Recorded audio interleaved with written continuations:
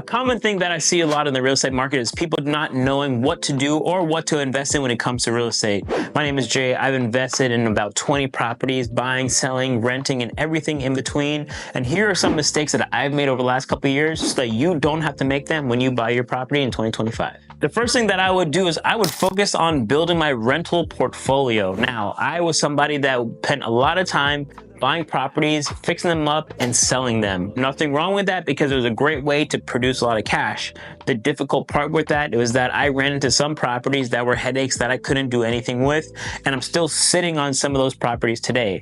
If I had focused a little bit more on trying to build the rental portfolio as opposed to just focusing on those flips, I wouldn't have run into the same issues that I ran into. Well, one of the first things being is that I have two properties that are currently in Broward that are just absolute nightmares. One of them, you walk inside, you look up, and you just see the sun. Another one is one that is so riddled in damage, termites, wood rot that I have to essentially either reframe it or tear the house down and start over. Had I have taken that same energy and put into those that I would have put into a rental property, buying one, fixing it up, right, renting it out, and then refinancing it and putting it into another property, which is essentially called the BRRRR method, I would have had a stronger portfolio to be able to offset some of my daily costs that I still have to cover regardless if I sell a house or not. So something that you're going to find when you guys start renovating properties, if you live off of real estate the way that I do, is that not having a W-2 income is going to be incredibly detrimental to your overall costs and your income because you don't have something covering your water, your electricity, your general food, your gas, things that you have to pay regardless of what happens in the market. So something that I would, again, really focus on, building that rental portfolio, buying one property, rehabbing it, refinancing it, taking that money out, and then go doing it again. What I would want to do is I would want to focus on what is my freedom number, right? Your freedom number is a number that is going to cost you to live your life at your current state right now. Not if you upgrade it and then you want to buy a mansion or something bigger or you want a newer car. No, take how much money you spend every single month across a consistent basis over the last 12 months. See what that number is. That freedom number is a number that you want to focus on. And when you have a rental portfolio, you could actually cover that. So when I bought my first property in 2020, what I could have done is I could have focused on just that one and the next one and the next one after that as being rentals. In 2020, the cost of those properties were about half of what they're currently worth to this day. So had I not flipped them, what I could have done is now capitalize on all that extra equity that I would build into them and capitalize on the depreciation from the tax standpoint. Now, why are all those things important? Well, as I build up the equity in those portfolios, I can now take money out of this one, take money out of this one, take money out of this one, go buy 3 more. Renovate those, fix them up again, BRRRR strategy. Take the money out of those, go buy more. And what happens is you start to see things fast forward. You're seeing things progress over time exponentially because now and early on I could only afford one because I only had enough money for one. I flip it, I took that money and I bought another. Well, had I held on to them and used the equity from them instead of using the cash from them when I sell them, that means I would have had that much more money available to go buy more rental properties. So I'm not going to discredit the fact that I did start with flipping houses, but I do think I would have had a better strategy had I have held on to everything and then taken it and then built up the rental portfolio and used that rental portfolio to get me to my freedom number. I love the fact that I have flipped houses and I was able to do some properties that were just absolute dreams, and I love that. However, there are the downsides of it, which is what I just mentioned, and where you have properties that, let's say, has a little bit more hair or a little bit more headache attached to it that you don't really have anything you can do about until you have enough money to pump back into those properties to fix them up and either sell them or turn those into rentals as well. So, are you somebody that's looking to grow your real estate portfolio, but you have no idea where to start? Trust me, I know the feeling. It sucks. Right now, you're seeing a property that I just finished working on, and it's only because of all the years and years of persistence. And I want to help you guys get to this point so that you can be doing deals just like this yourself. Maybe you're already doing deals like this and you want to get into the $1 million range, or you're starting out, you need to raise private capital because you don't have any for yourself. Regardless of where you are in your journey, I can help you grow it. So all you need to do is go to my website, jayabrams.com.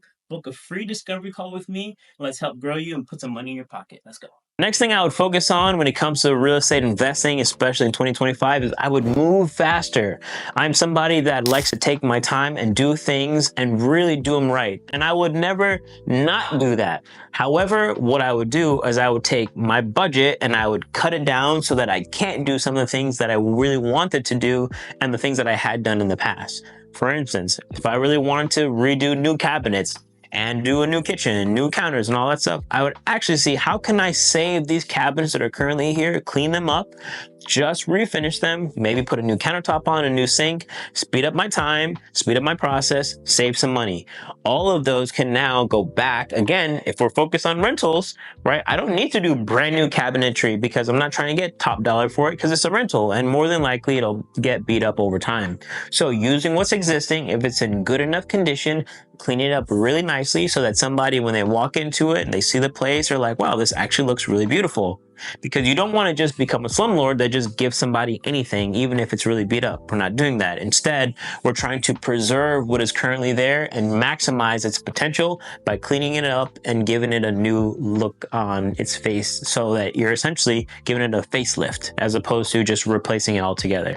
Again, if you focus on this from a rental standpoint as opposed to a brand new everything standpoint, which you currently would with a flip, then that would be a great way for you to save money and also capitalize on that when you go to refinance it, get some of that cash out. Now, another thing as well, when it comes to, again, the speed aspect and moving faster, if I did focus on just doing flips, like let's say I was starting over 2025 and I did want to continue doing flips, the speed aspect is going to matter because now if I cut all my time down, I'm saving money on mortgage, I'm saving money on insurance, I'm saving money on water and electricity, all the auxiliary costs, the taxes, and I'm using that money for new investments. And another thing that happens as well is when you speed up your process, you have time that you can now dedicate to getting to new properties. So if I buy a place, fix it up, sell it, and it's now, let's say March, as opposed to July, I miss out on that window between March and July that I would have if I would have cashed out here instead of cashing out here. Because you're going to see that if you guys get better and better in real estate investing, the deals are going to come to you faster. More people are going to call you, more sellers are going to call you, more wholesalers are going to call you. You're going to get emails all the time. You're going to be flooded with new deals coming into your inbox.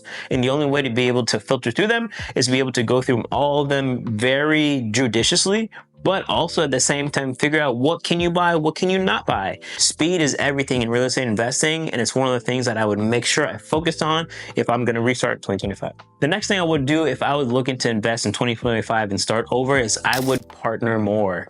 Partnering was probably one of the things that I did early on, didn't recognize the benefit of until I started doing my own properties without partners. So my first maybe 3 or 4 properties that I was buying, I bought them with partners who allowed us to go in there. They provided the money, I provided the knowledge and manpower to fix up everything, sell it, and make a profit. Now, I actually loved it because I didn't have to front any money myself. They put up the money, I just put up the information and the know-how to get to the finish line. Now, when I decided to do my own properties, I'm like, you know what? I don't even need partners. I could just take this money and do all this stuff myself, and which I did, and I was successful at it. And you do make more money, but something to be very mindful of is better to make a little bit of money on a big piece of pie, or rather than make a lot of money on a small pie. So what that means is if you have a property in which you can make $100,000 by yourself, great. But if you have multiple properties that you can make $10,000 on, but let's say you've got 20 properties, well, that's 200,000. So focus on how much you can make if your time is invested across more properties with people diversifying your debt so that you're not covering all of it, so that you can now take that money, go do something else with it, and you'll have you'll have less stress to deal with because you won't have to cover all that burden yourself. So when it comes to other people putting money in, having more partners, when you split the burden, even if you do put money into it yourself, at least you have one other person you can rely on when it comes to when that bill is due every month. Sometimes when it just means having somebody that you can relate to and knows what you're going through, that in and of itself does a lot. Everyone knows when you go to the gym, it's a lot easier when you have a partner there with you and it's more motivating, right? Think of when you have to go by yourself and you have to kind of fight through that process of like, I don't want to get up today. I don't want to do this today. When you have another person there along the way, helping you, motivating you, keeping you invested, keeping you mentally strong and focused, getting to the finish line, it becomes that much easier, even when a lot of those troubles are financial. And even when sometimes neither of you have the money to get there. I'm currently facing that right now when it comes to 2 properties that I have at the moment. But because my partner and I are very focused on the end goal, I know we're going to get there, and it allows us to stay committed and connected until we do cross that finish line. So if you guys are really looking to focus on how you can restart your 2025 goals the same way that I wish I could restart my 2025 goals, take this advice here and use that to your benefit so that when you get into real estate investing, or if you already are in real estate investing, you can maximize your potential and get to the finish line like us much faster. If you guys got anything from this video, be sure to like this and subscribe to the channel for more content just like this. And until next time, I'll catch you next video.